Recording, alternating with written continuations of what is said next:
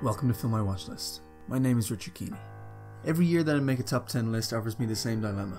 What to do about the films that are released in Ireland in January, February and March that were released the year previously elsewhere. Irish and UK reviewers tend to go ahead and only list films released domestically within the previous calendar year, which is a practice I'm inclined to follow. From time to time, we even receive films here before the likes of the US. For example, Paddington 2 and Death of Stalin were 2017 releases in Ireland that appeared on numerous 2018 top 10 lists abroad. Yorgos Lanthimos' The Favourite was released on January 1st this year, so it just missed the cutoff point but would have definitely featured high on the list if I had seen it in 2018. However, I realise that a significant portion of my subscribers are from other countries that receive films before we do.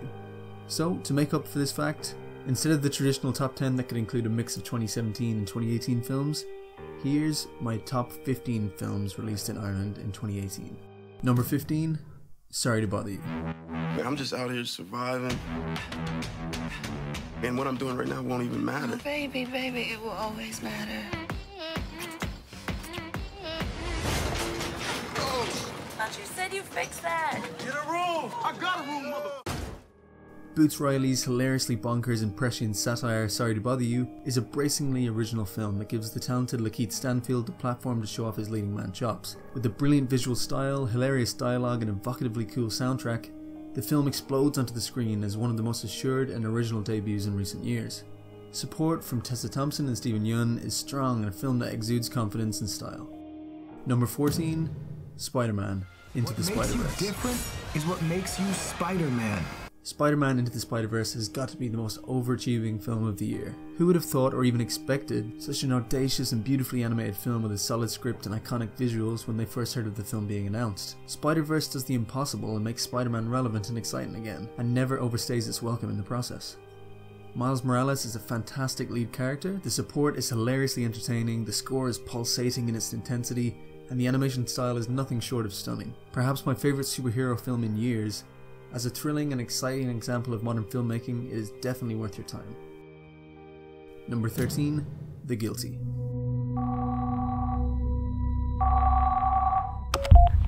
Det er alarmcentralen. Jeg har kørt med cykel og slået min knæ. Lige på linje. Det er alarmcentralen. Jeg er lige blevet overfaldet og bestjålet. Du bruger politiet lige nu. Ja, du har taget narkotika, er det korrekt? Jeg er bange. Men det er jo ligesom dit egen skyld. A police officer assigned dispatch duty enters a race against time when he answers an emergency call from a woman who's been abducted. Like all great one-location films, The Guilty is keenly written, directed and acted, which makes its limited surroundings inconsequential as a result. With a brilliant central performance from Jacob Cedergren and an intense utilization of sound, pulse-pounding editing and a clever script that makes use of implication and peppers clues and ambiguity throughout, The Guilty is an unpredictable, edge-of-your-seat thriller with heart. Number 12, First Reformed. I have decided to keep a journal to set down all my thoughts and the simple events of my day. I will keep this diary for 1 year, and at the end of that time, it will be destroyed. A beguiling film with unforgettable imagery, First Reformed is a film that I will continue to revisit in the years to come. Its provocative and deliberate approach may prove off-putting for some, but if you can get past this feeling, this allegory for the fate of humanity is an expertly made and performed exercise in atmosphere and inner conflict. Ethan Hawke thoroughly deserves all the praise he has received for his fine performance, and Paul Schrader proves his directorial flair is far from diminished after a number of lackluster projects. First Reformed demands patience, but is well worth the time investment. Its visuals lodge themselves in your mind and continue to evolve long after viewing. Number 11, Shirkers. When I was 18, the thing I wanted more than anything was to make a movie. A woman explores the events surrounding a film she and her friends began making with a mysterious stranger decades ago. Shirkers is one of the most involving and intimate documentaries I've seen in years. With a similar tone to Sarah Polley's self-examining Stories We Tell from 2012, Shirkers is equal parts memoir, mystery, love letter to cinema, and a film dripping with nostalgia for the idealism and energy of youth. A mysterious, atmospheric and beautiful documentary with a stunning soundtrack, the Oscar long-listed Shirkers is now available on Netflix. Number 10, The Square. Biggest challenges in running a museum. We're a museum of modern and contemporary art, so we need to present art that is the art of today, art that is absolutely cutting edge, and the competition is fierce. if you place an object in a museum, for instance, if we took your bag and placed it here, would that make it art? Ah. Okay. Following on from 2014's terrific Force Majeure, director Ruben Östlund's Palme d'Or winner The Square is audacious, challenging and exciting filmmaking. When a prestigious Stockholm museum's chief art curator attempts to set up a controversial new exhibit, he finds himself in times of both professional and personal crisis. The Square is dazzling in its confident approach. Its dissection of socially awkward scenarios is pitch perfect in its execution. You'll squirm, you'll laugh, all while being provoked to examine how these norms are so widely accepted. With a charismatic central performance from Claes Bang, who deserves much more recognition, and a great ensemble including Elizabeth Moss and Dominic West, The Square, like the exhibits it portrays, may rub people up the wrong way, which I believe it's fundamentally designed to do. But if you have the patience for it, the film rewards you with a poignant and hilarious satire of 21st century society. Number 9. Widows. You have no idea, do you? Or did you choose not to know? Your husband stole $2 million from me. This is about my life.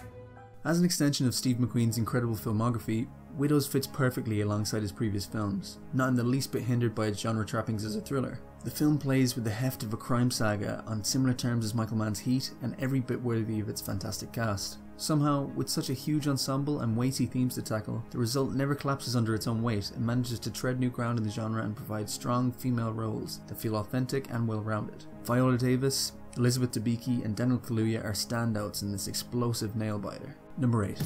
3 Billboards Outside Ebbing, Missouri. You can and cannot say on a billboard. I assume you can't say nothing defamatory and you can't say fuck, piss, or cunt. That right? Or anus? I think I'll be all right then. I guess you're Angela Hayes' mother. That's right. I'm Angela Hayes' mother. I'm a huge fan of Martin McDonagh's work. I've read all of his plays and seen all of his films, and in light of this, I was always bound to love 3 Billboards. In fact, if I had made this video directly after seeing it, it would feature much higher on this list. The film has certainly germinated since I last saw it, and though I'm still a huge fan, I'm aware of some of its faults. That being said, 3 Billboards in my mind is still a fantastic piece of work, flaws and all. The film has a lot to say about empathy, the subversion of stereotypes and the way hatred works in a community, all the while managing to skillfully humanise even the most despicable of characters. With terrific performances from its 3 main players, Frances McDormand, Sam Rockwell and Woody Harrelson, who so effortlessly enact McDonagh's terrific screenplay, 3 Billboards is essential viewing that, in a similar vein to the writer-director's previous work, rides the line between humour and tragedy with excellent precision. Its original use of violence and great dialogue also making the film fiercely memorable. Number 7. Hereditary.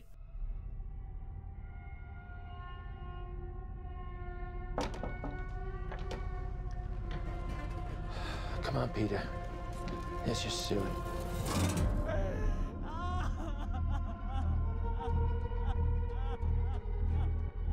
It's heartening to see so many strange new faces here today. I know my mom would be very touched and probably a little suspicious. Hereditary was perhaps one of my most eagerly awaited films of the year, with a captivating trailer that promised thrills and chills in equal measure. The film somehow managed to live up to and beyond the hype with stunning imagery, utterly shocking moments and a powerhouse performance from Toni Collette. First-time director Ari Aster displays a singularly masterful control over his film, with expert visual storytelling and a real knack for building suspense. Hereditary is, without hyperbole, one of the best horror films in recent years that will undoubtedly join the ranks of The Babadook, It Follows, Get Out and The Witch as the best of the decade.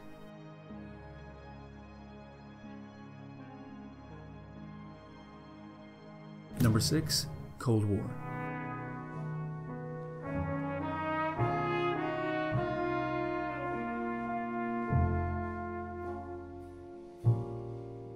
Dwa serduszka, 4 oczy. Oj, oj, oj. Co płakały we... A compact epic, Cold War is short, yet universally grand in scope. Beautifully minimalistic, it's a film of vignettes and subtle implication. We catch glimpses of moments in the characters' lives that are so well conveyed that filling in the gaps is intriguing and rewarding. Rather than seeing the huge moments of drama, we witness the aftermath, the reaction. What reveals itself is a world where the central protagonists seem to lack control in determining their lives, and can only attempt to cling on to one another while their fates unravel. The two leads, Thomas Kott and Joanna Kulig, both appearing thoroughly and convincingly of their time and place, give fantastic performances demonstrating their broad range of acting and musical abilities. Cold War is essential cinema that cements Pawlikowski's already celebrated reputation as one of the modern masters. It's a profoundly touching examination of love and music and is beautiful in both form and substance.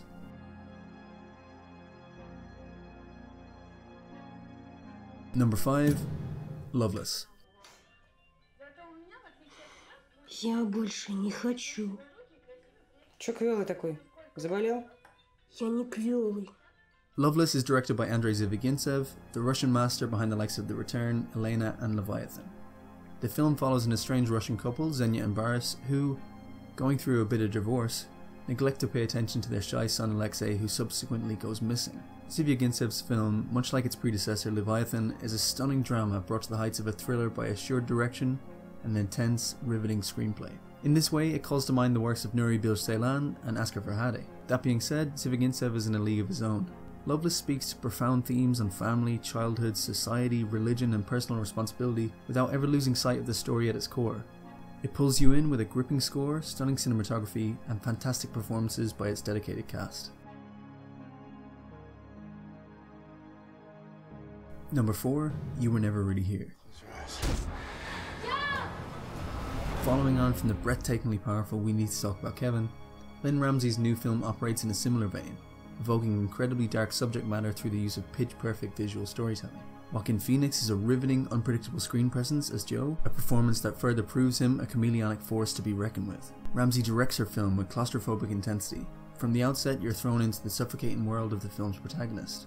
Frequent smash cuts put us inside Joe's fractured mind, his past trauma is evocatively conveyed with visual intensity.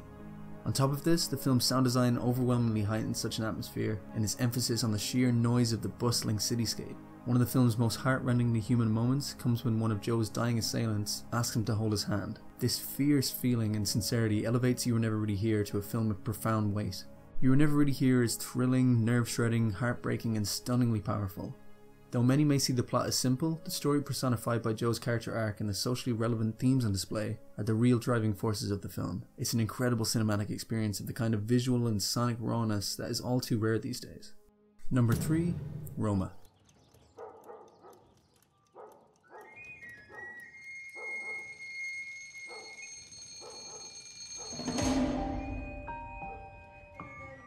Marketed as Alfonso Cuarón's most personal film yet, Roma is a heart-aching depiction of human struggle and the possibility of beauty in the most unlikely of places.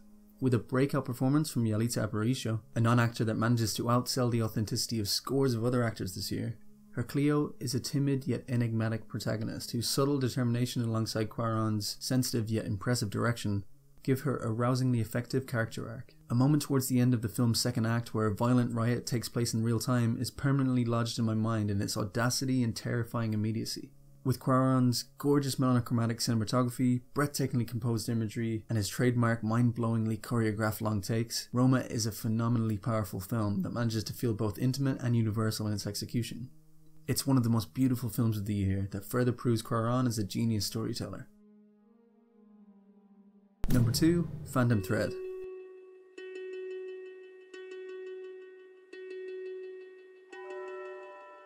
You can sew almost anything into the canvas of a coat. When I was a boy, I started to hide things in the linings of the garments. Phantom Thread is a prime example of the stunning control and cinematic flair that Paul Thomas Anderson exhibits in his work. So much so that a premise that would initially be off-putting to me was instead captivating, evocatively strange, unpredictable and absolutely intoxicating. One of the film's biggest draws is the absolute masterclass on display with Daniel Day-Lewis and his more than worthy co-stars Leslie Manville and Vicky Krieps. The film rides the fine line between being rigidly structured whilst retaining enough fluidity to make every moment seem malleable to the actor's whims, as though a semi-improvised stage play with stunning editing, sound design, cinematography and a beautiful score by Johnny Greenwood. Regarding the cinematography, which similarly to Roma, PCA took the reins of, it is absolutely stunning. Notable shots include a breathtaking New Year's Eve party in a Chelsea theatre, the riveting driving scenes where Reynolds tears through the countryside with the camera rigged to the vehicle with the near fisheye lenses, and the evocative use of extreme close-ups.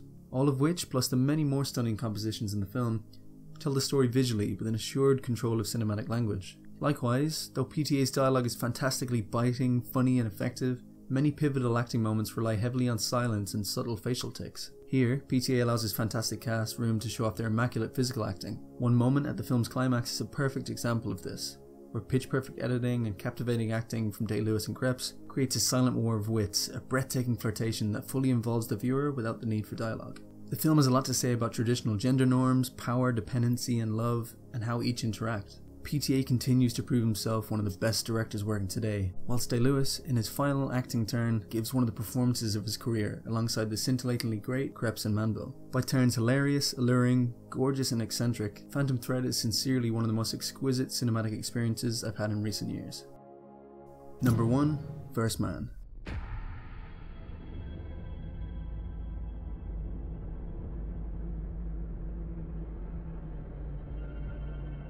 Though it was a toss-up between Phantom Thread and this, I have to say my favourite film of the year is Damien Chazelle's First Man. Following on from 2 critically acclaimed outings with Whiplash and La La Land, Oscar-winning director Damien Chazelle broadens his ambition to depict one of the most iconic eras in human history. Many would balk at the sheer weight of such responsibility, but by embracing the risk, First Man represents a giant leap in the evolution of the exciting filmmaker's career. Ryan Gosling's Armstrong is fittingly mysterious, emotionally reserved and stoic in front of others, similar to some of the actor's other iconic performances. All in all, it seems this is the part he was born to play. Much like Chazelle's helming of the story, there is a heavy load on the actor that he manages to shoulder with both physical prowess and emotional sensitivity. Gosling conveys these qualities with his trademark quiet intensity and captivating screen presence. Despite what the title may suggest, this story isn't merely dominated by its lead performance. Claire Foy is stunning as Janet, Neil's wife and the mother of his children. She is the perfect emotional mirror to Neil's somewhat aloof manner. Instead of lavishing us with grand CGI-laden exterior shots of Apollo 11 and its predecessors, we are placed firmly in the capsule with Armstrong and his fellow astronauts. With these subjective viewpoints, the creaking claustrophobia and bonkers fragility of the spacecrafts are brilliantly conveyed and all the more empathetically effective. One of the film's standout moments comes with the use of this technique during the Gemini 8 mission, in which the breathtaking beauty of being in Earth's orbit is contrasted with the heart-stopping panic of its inert mortal dangers. The confident direction accompanied by the nerve-shredding immediacy of Tom Cross's editing create an experience unlike any other. Damien Chazelle allows spectacle and intensity to take the front seat when appropriate, just as well as he can ground his characters in touching moments of understated human intimacy when it's required. The film manages to thrill, amuse, inspire awe, and move you, with edge-of-your-seat excitement, entertaining characters, and quietly profound emotion.